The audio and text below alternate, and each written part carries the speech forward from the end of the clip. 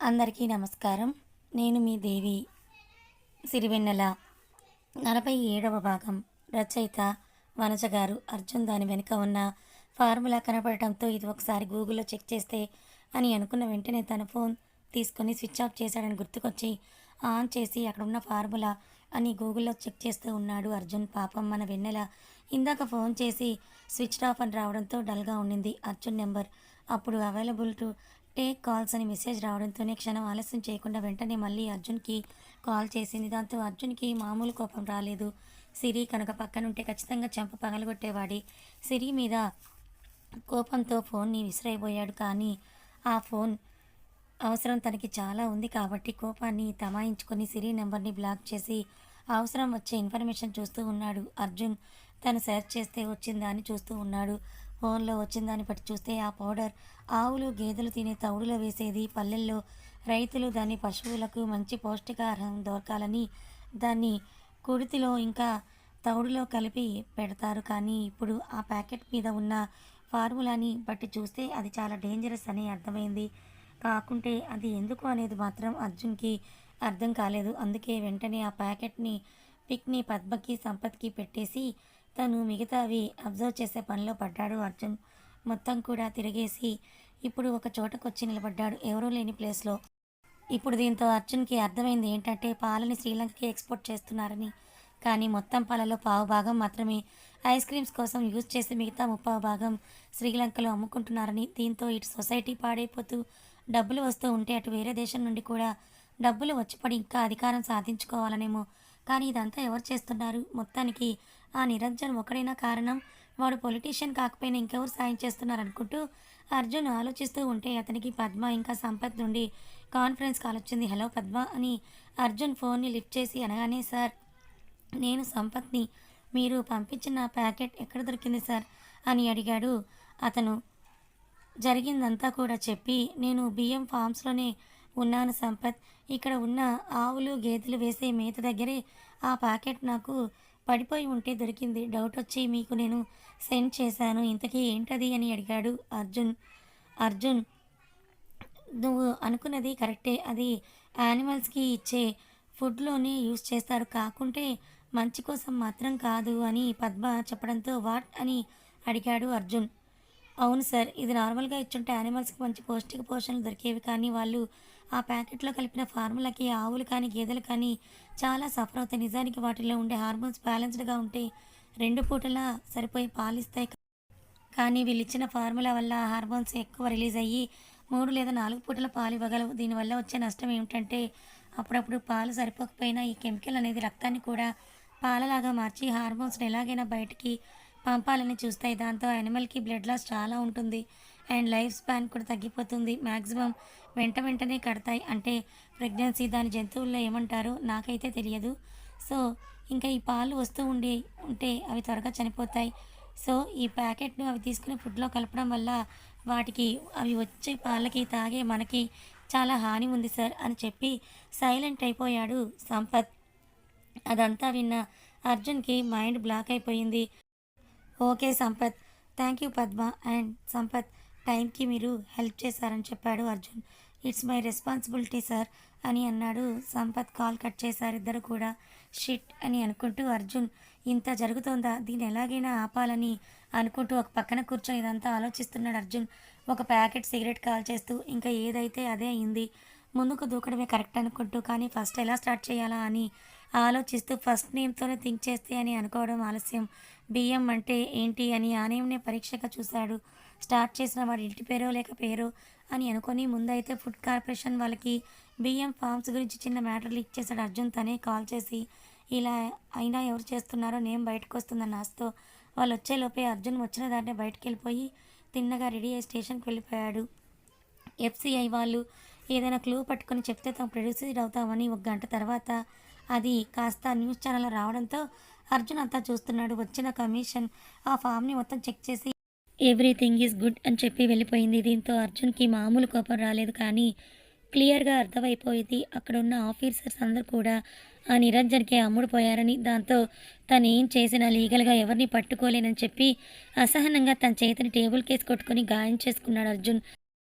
Sir మీరంతా కష్టపడి మొత్తం కూడా కనుక్కొని వాళ్ళకి ఇన్ఫార్మ్ చేస్తే మొత్తం నాశనం చేశారు కదా సార్ అని సారథి అనడంతో, నాదే తప్పు సారథి, మన డిపార్ట్మెంట్స్ బాగానే ఉన్నాయి, ఎవడు లంచం ఇస్తే వాడికి అమ్ముడుపోతు అని చెప్పి ఆ ఫామ్ సంగతి తర్వాత చూద్దాం, ముందైతే పిల్లల్ని ఆ ఐస్ క్రీమ్స్ నుంచి కాపాడాలని చెప్పి కంప్లైంట్ ఇచ్చిన అందరి పిల్లల పేరెంట్స్ని పిలిపించాడు అర్జున్. వాళ్ళందరితో పక్కా కంప్లైంట్స్ విత్ ఎఫ్ఐఆర్తో సహా రాయించుకొని పంపేశాడు. నెక్స్ట్ అదే కేసు చూపించి డీసీపీ ప్రసాద్ దగ్గర సెర్చ్ వారెంట్ తీసుకుందామని పర్మిషన్ అడిగితే దానికి ఆ ప్రసాద్ ఏదో ఒక విధంగా గంటి కొట్టాలని చూశాడు. కానీ అర్జున్ తన చేతుల్లో సేమ్ ఎలిగేషన్ మీద చాలా కేసెస్ ఉన్నాయి కాబట్టి వదిలే ప్రసక్తి లేదని తేల్చేస్తూ ఆ ఐస్ క్రీమ్ పార్లర్స్ మీదకి at a time search start చేశాడు. ఇదంతా తెలియని వారు అయ్యుంటే పైపైన చూసి బయటకు వచ్చేసేవాళ్ళే, కానీ అర్జున్కి మొత్తం తెలుసు కాబట్టి ఈచ్ అండ్ ఎవ్రీథింగ్ వెతికించి మొత్తానికి ఐస్ క్రీమ్స్ వల్ల పిల్లలకి ప్రమాదం అని ప్రూవ్ చేశాడు. అది మెయిన్ పర్సన్ ఎవరో తెలియదు కాబట్టి గవర్నమెంట్ అర్జున్ ఇచ్చిన ఆధారాలతో ఆ పార్లర్ అన్నిటికి కూడా సీల్ వేసి వాటిని క్లోజ్ చేసింది. అర్జున్ ఈ విషయాన్ని కోర్టు వరకు కూడా తీసుకెళ్ళిన ఎవరో ఒక పర్సన్ ఒక బ్రాంచ్ నుంచే ఇది తప్పు చేసినట్లుగా వచ్చి నేనే చేశాను సార్ అని చెప్తూ ఉన్నాడు. కానీ అసలు దొంగ ఎవరు ఏంటి అనేది మాత్రం అది బయటికి రాలేదు. దీంతో అర్జున్ నిజంగానే అసహనంగా మారిపోయాడు. పర్మనెంట్గా ఆ పార్లర్స్ అన్నీ క్లోజ్ అయిపోవడం కాస్త రిలీఫ్గా ఫీల్ అయ్యాడు. దీనికి కనీసం అర్జున్కి వారం రోజులు టైం పట్టింది. ఈ గ్యాప్లో అర్జున్ సిరికి కాల్ చేయలేదు, అలాగని ఇంట్లో వాళ్ళకు కూడా కాల్ చేయలేదు. తన బిజీలో తను ఉన్నాడు అర్జున్. కానీ తర్వాత కూడా అర్జున్ ఆ బిఎం అనే నేమ్ మీద చాలా సెర్చ్ చేసి మధ్యలో వచ్చిన వాళ్ళని నలుగు పీకి అసలు దానికి అంతటికీ మూల కారణం ఎవరో తెలుసుకున్నాడు. కానీ ఆధారాలు సరిగ్గా లేక ఆ దేశద్రోహిని అయితే వదిలేయాల్సి వచ్చింది. మీరు చూశారు కదా, అర్జున్ ఎమ్మెల్యే భానుమూర్తితో అంటాడు ఫస్ట్ ఎపిసోడ్స్లో, లాస్ట్ ఇయర్ పిల్లల విషయంలో తప్పించుకున్నావని, అది ఇదే. మొత్తానికి బియ్యం పార్లర్ అండ్ ఫార్మ్స్ అన్నీ గుంటనక్కదే అని ఎమ్మెల్యే భానుమూర్తివే.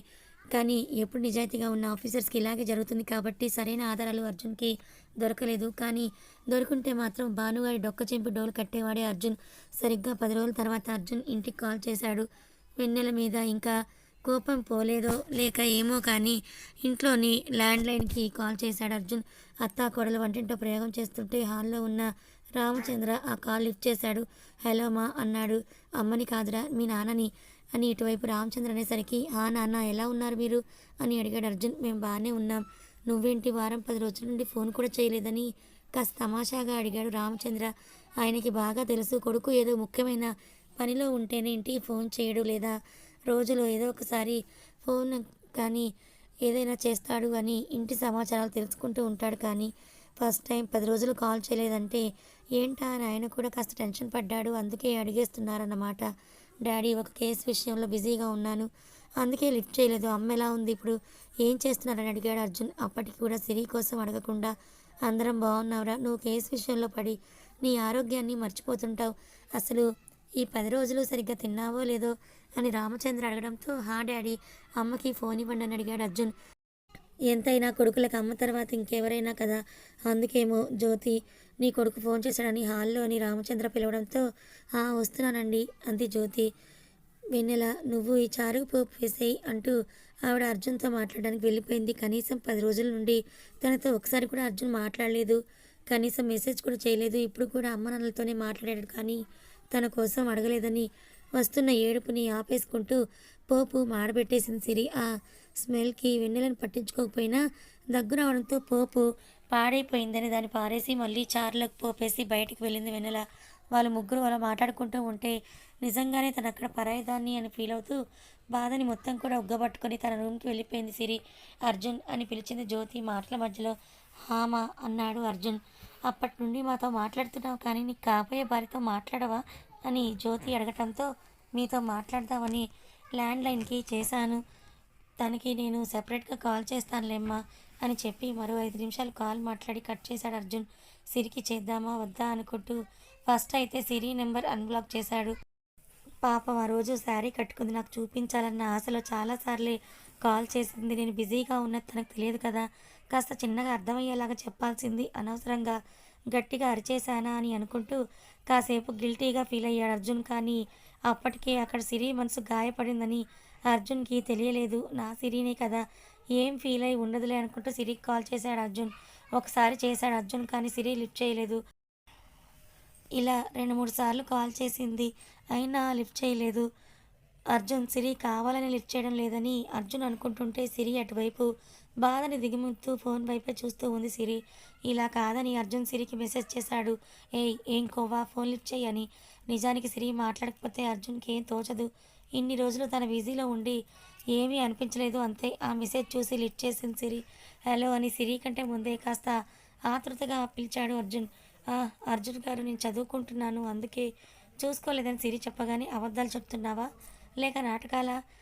ఇంతసేపు వంటింట్లో పోపు వేస్తూ చదువుకున్నావా అని అర్జున్ అడగడంతో ఏం చెప్పలేక సైలెంట్ అయిపోయింది సిరి. నీతో మాట్లాడకపోయినా మాత్రాన నీ గురించి నాకేమీ తెలియదని అనుకుంటున్నావా సిరి? ఎందుకు 10 రోజుల నుండి అసలు సరిగ్గా తినడం లేదంట? మళ్ళీ సిరి నుండి మౌనమే ఎదురయింది.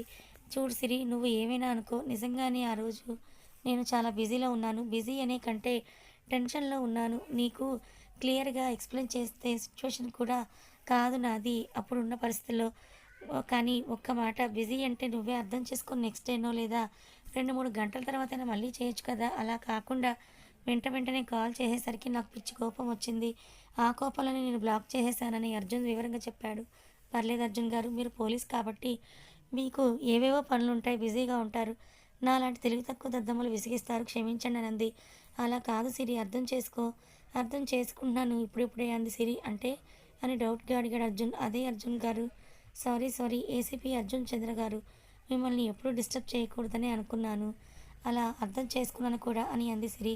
చాలా ఓవర్గా మాట్లాడుతున్నావు అనిపించడం లేదా సిరి నీకు అని అన్నాడు అర్జున్ మెల్లిగా తన శాంతం కోల్పోతుంటే. లేదు అర్జున్ గారు, నా కళ్ళు ఇప్పుడే తెరుచుకోవడం మొదలుపెట్టాయి. మీరు మీ పనుల్లో బిజీగా ఉండండి. ఇక నుండి మీరు ఫోన్ చేసినప్పుడు మాత్రమే నేను మీతో మాట్లాడతాను. నాకు ఫోన్ చేసేంత ధైర్యం లేదు కదా. చేసినా మీరు నన్ను గదువుకుంటారు, బ్లాక్ చేస్తారు. నాకు అవన్నీ అవసరమా? ఎందుకు నాకు అంత చెప్తున్నారు కదా. మీరు ఒక 5 నిమిషాలు అవునా సిరి నాకు పిక్స్ పెట్టు తర్వాత చూస్తాను, ఇప్పుడు బిజీగా ఉన్నాను అంటే కనీసం ఒక్క నిమిషం పాటు కూడా పట్టేది కాదు. దానికోసం మీరు ఎంత చేశారో అర్థమవుతోందా అర్జున్ గారు? ఎప్పుడు సొసైటీ, సమాజం వాటన్నిటికంటే ముందు ఇంట్లో ఉన్న అమ్మ, నాన్న, పెళ్ళాం అని ఆవేశంగా అంది సిరి. తననే కాకుండా కాస్త ప్రొఫెషన్ వరకు వచ్చేసరికి అర్జున్కి కూడా తన షార్ట్ టెంపర్ తట్టుకోలేకపోయాడు. కంట్రోల్ చేసుకోక, పెళ్ళామా, నాకు అమ్మ నాన్నే ఉన్నారు, ఇంకా పెళ్ళవలేదు, పెళ్ళాం అయ్యేవారు లేరు అని అన్నాడు తను విచక్షణ మరిచి కోపంలో. ఏంటి అర్జున్ గారు, మరోసారి అడగండి అని అంది వెన్నెల. తనేమిందో అని ఏడుస్తూనే, అవును నాకు ఇంకా పెళ్ళి అవ్వలేదు, అయ్యాక పెళ్ళాం కోసం ఆలోచిస్తానని అన్నాడు. క్షమించండి అర్జున్ గారు, మీ ఇంట్లో ఉండి మీరు మా అమ్మ నాన్నతో మాట్లాడేసరికి నేను కూడా అలాగే అనుకున్నాను, తప్పయింది, క్షమించండి. నేనేమైనా ఎక్కువగా ప్రవర్తించినట్టుగా మీకు అనిపిస్తే శిక్ష కూడా వేయండి. ఏం మాట్లాడుతున్నావు సిరి, కాస్తైనా బుద్ధుందా? నిజం అర్జున్ గారు, బుద్ధుంటే మీకంటే కాస్త తక్కువగానే ఉంది. మీ అంత తెలివైన దాన్ని కాదుగా. ఇప్పుడే నిజాలు మీ మనసులో ఏమున్నాయనేవి బయటకు అర్థమవుతున్నాయి. ఇక నుండి మిమ్మల్ని నేను అస్సలు డిస్టర్బ్ చేయను అంటూ సిరి అర్జున్కి మాట్లాడే అవకాశం ఇవ్వకుండానే ఫోన్ కట్ చేసి ఏడుస్తూ కూర్చుంది. అందుకే ఈ పోలీస్ మగాలని అసలు లవ్ చేయకూడదు. మిమ్మల్ని అసలు నేను డిస్టర్బ్ చేయను. మిమ్మల్ని ప్రేమించి నేను తప్పు చేశానా అర్జున్ గారు? నాకే ఎందుకు ఇంత బాధ అనుకుంటూ రూమ్లోనే ఉండిపోయింది. ఆ తర్వాత అర్జున్ ఎన్నిసార్లు కాల్ చేసినా సిరి లిఫ్ట్ చేయలేదు. కోడలు ఎందుకు అలా ఉందో అని అర్జున్ని కనుక్కున్న అతడు కూడా ఏం చెప్పలేదు జ్యోతికి. వీటన్నిటికీ ఎండ్ త్వరగా పడిపోవాలంటే ఇద్దరికి ఎంగేజ్మెంట్ చేస్తే అన్న ఐడియా రావడంతో రామయ్యకి చెప్పింది జ్యోతి. ఆయన కూడా సరే అన్నాడు. అదంతా విన్న సిరి రామయ్యతో అర్జున్కి నాకు పెళ్ళి వద్దనే విషయం చెప్పాలని తన ఫోన్ తీసుకుంది అతనితో మాట్లాడడానికి. కథ కొనసాగుతుంది. మరి ఇప్పుడు సిరి అర్జున్ని పెళ్లి చేసుకోనంటుందా? మరి ఈ పెళ్ళి చేసుకోకుండా నేను ఇలాగే ఉంటాను అంటే అర్జున్ ఊరుకుంటాడా? మరి తర్వాత ఏం జరగబోతోంది తెలుసుకోవాలనుకుంటే ఛానల్ని ఫాలో అవ్వండి. కథ నచ్చితే లైక్ చేయండి. Thank you so much for watching.